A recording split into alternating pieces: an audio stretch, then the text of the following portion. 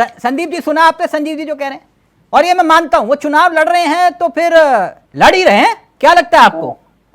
तिलक जी, अभी संजीव जी की जो दिल की भावना थी और जो शब्द थे वो दोनों मेल नहीं खा रहे थे। हाँ। आपने देखा कि उनको भी ये लग रहा है कि कहीं ना कहीं उनके पार्टी के जो शीर्ष नेता है, इंडिया गठबंधन की जो वैचारिकी इस तानाशाही विचारधारा के खिलाफ लड़ रही थी, कहीं ना कहीं उसको ये नुकसान पहुंचाने वाला कदम है।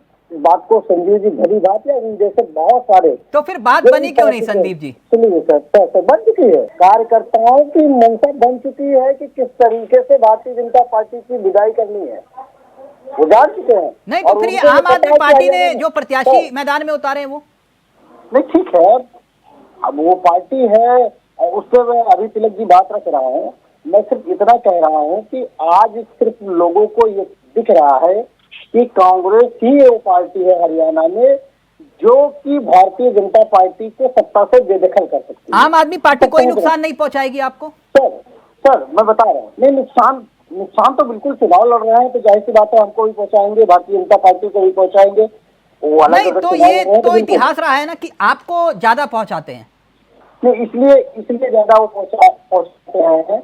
मैं कई बार डिबेटों में कहा हूँ कि भारतीय जनता पार्टी की उत्पत्ति जहाँ से हुई है वहीं से उत्पत्ति जो है आम आदमी पार्टी की हुई है। मतलब ये कहने में मुझे ये कहने में कोई विरोध नहीं। मतलब मैं समझा नहीं आपकी बात।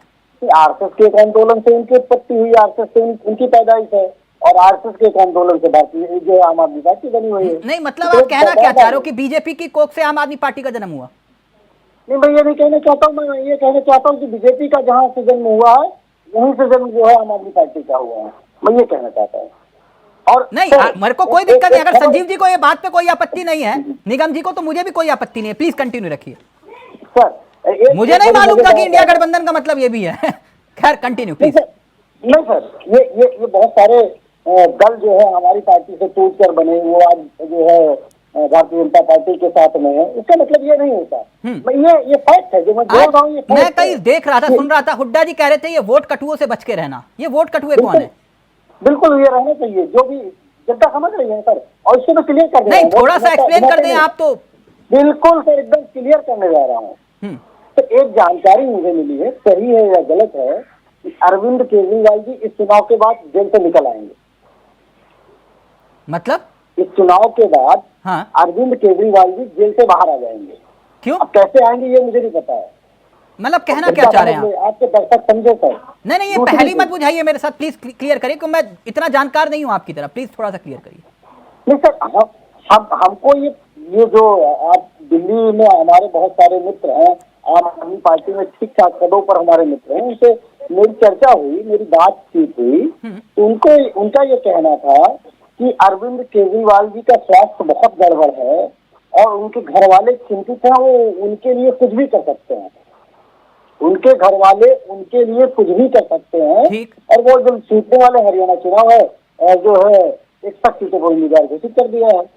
नहीं, आप ये कहना चाह रहे हैं कि हरियाणा में आम आदमी पार्टी इसलिए लड़ रही है क्योंकि केजरीवाल को जेल से बाहर निकालना है?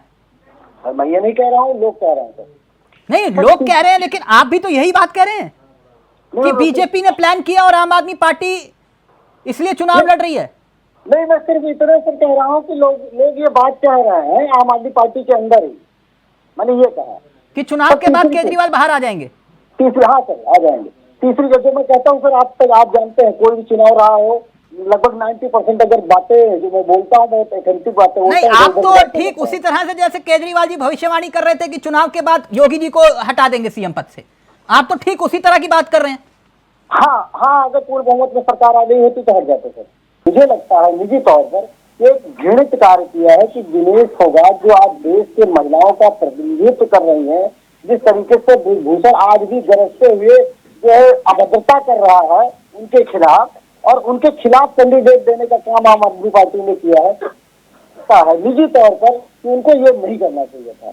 और इस बात से संजीव निगम जी भी मुझे लगता है कि सहमत होंगे कि कम से कम दिनेश फोगाट जी के खिलाफ। निगम जी अगर शांत है तो मैं मौन सहमति समझ लेता हूं उनकी, वरना आम आदमी पार्टी का कोई और प्रवक्ता होता तो अभी तक तो जो आप त्रिपाठी जी कह रहे हैं तो पता नहीं कितना बवाल काट देता। खैर छोड़िए, कोई बात नहीं। कोई ऐसा नेता होगा संजीव निगम जी जैसा, त्रिपाठी जी ने इतने इल्जाम लगा दिए, उन्होंने कहा कोई दिक्कत नहीं। इतना बड़ा कलेजा होना चाहिए। कोई और आम आदमी पार्टी का प्रवक्ता होता तो अभी तक तो है पूरी डिबेट में बवाल कर देता। त्रिपाठी जी ने जो त्रिपाठी जी ने पूरे हवाई का रुख मोड़ दिया, बोले ये तो मामला सेट है केजरीवाल जेल के बाद। वो इन्होंने अनुभव के आधार पर ओके ओके।